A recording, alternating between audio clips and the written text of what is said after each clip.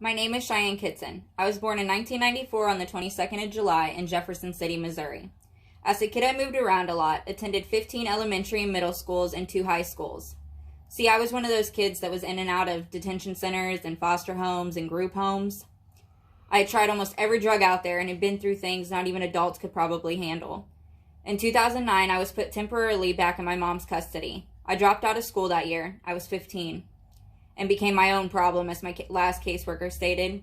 I moved out not long after and was on my own again. So I started house hopping from city to city until 2013, when I made my last major move, back to the place I became my own problem, Higbee, Missouri, a small little redneck hick town.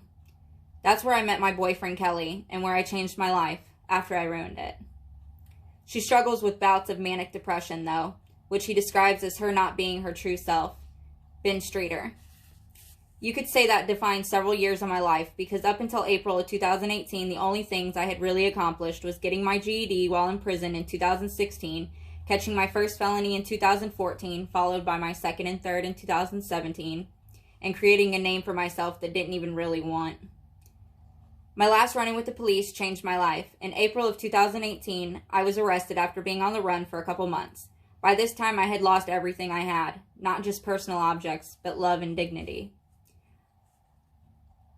As I sat in the cop car, all I could think about was the 12-year backup that I had and how long I was going to be gone. So I called my boyfriend. At the time, me and him were split up due to me continuing to live the way that I was. After what seemed like an eternity, the phone finally picked up and he spoke. Yes? I started crying. Finally, I choked out a lousy, hey. He asked if I needed something, and I could tell he was already getting annoyed with me, so I hurried up and spit it out. I'm pulled over. I'm going to jail. Good, he replied. I couldn't believe what I had just heard. Then calmly he asked me, was it worth it? Was crystal meth worth it? And then nothing. He hung up. Later that week, as I sat in my cell freezing, those words just kept replaying in my head. Sure, I'd asked myself those same questions before, and I always came up with the same answer, no. But I hadn't done anything to change, or even thought I could. Honestly, I'd always grown up knowing that I'd go to prison. It was normal for someone to sell drugs to support their family and pay bills, so why was this bugging me so much this time? I was so confused by everything, I couldn't even get up enough courage to call him from the jail phone. Not that he'd answer anyway. No one else had. Not even my mom. And then it hit me, at that second. I finally got it. I understood. All the times he was hard on me, and all the times he kicked me out and wouldn't speak to me, I finally understood it. He just wanted better for me. He believed in me. But instead of feeling happy, I was confused. How could he believe in me? This is all I was made to do. That had been proven time and time again. So I thought. But why not at least try? Really try. And not just fake it to make it like I had before. Maybe I could do something different with my life. Maybe I am worth it.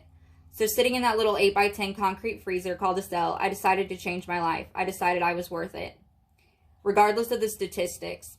I realized I needed a plan, so I pulled out some paper and a pen and started writing. How sorry I was for what I really wanted to do with my life, and programs I knew about in prison that I could join. There on that hard, cold floor, I created my plan and decided what I truly wanted to do with my life.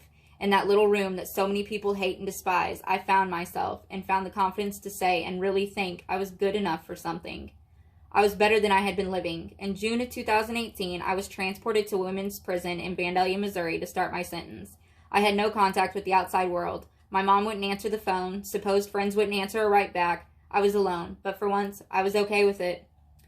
I needed to do this for me and focus on me, not worry about my mom's bills, getting paid, or drama going on. Yeah, I was hurt that not even my own mother would answer the phone after she promised to ride this out with me, but deep down I wasn't shocked that she wasn't, so I kept myself moving and motivated by that promise that I had made myself not to give up this time, and not to worry about anybody else or anything else except me.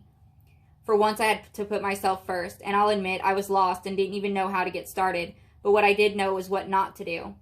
Don't have idle time, don't overthink things, don't worry about anyone else but myself, not even family. Don't get involved with the prison politics like last time, etc. This was my time, and I couldn't have been more happy or focused or scared. By the beginning of July, I had a job working in maintenance. Other than that, I stayed in my room and read. On July 19th, 2018, I was transferred to Chillicothe Correctional Center. The routine I had just established was gone, and I had to start all over. By August, I had a pay slot in the kitchen cooking for $20 a month, and then I got promoted to running staff dining for $25 a month. I'd established a new routine and was doing well with myself. It felt great. I was counting down the days till I went in front of the parole board and got my answer for my release date. Before that, I applied to every vocational class that they offered. By September, I received a class schedule for basic customer service. Starting VOTEC classes boosted my confidence even more. My teacher was always having me assist other students with work, and I was top of the class. Everything was going great, and I was self-established mentally enough to be prepared for my out-date answer. The earliest I could be released was March of 2019, and the latest they could keep me was November of 2029. October 2018, one of the guards stepped into the classroom and announced that I was wanted back on my housing unit, which could only mean one thing. My answer from the board was back. As I walked down to the housing unit, I gave myself a pep talk, saying that no matter what the answer, I'd stay working towards my goal, that I was still worth it. After the caseworker told me my release date, I couldn't do nothing but cry. She looked at me like I was crazy and said, "You do know I mean March 15th of this year, right?" I laughed and just smiled and shook my head yes. After I completed the customer service class, I became the tutor for it until my release on March 15th, 2019. That question still plays in my head every day. Was crystal meth worth it? But now I have a solid answer to it. No, it wasn't. I'm worth better. Prison and jail are always thought to be the lowest point in someone's life, but not for me. Prison gave me the time to think and the advantage to focus on myself. In other words, it's not always the places or the people we encounter, but how we perceive those places and people that really matter.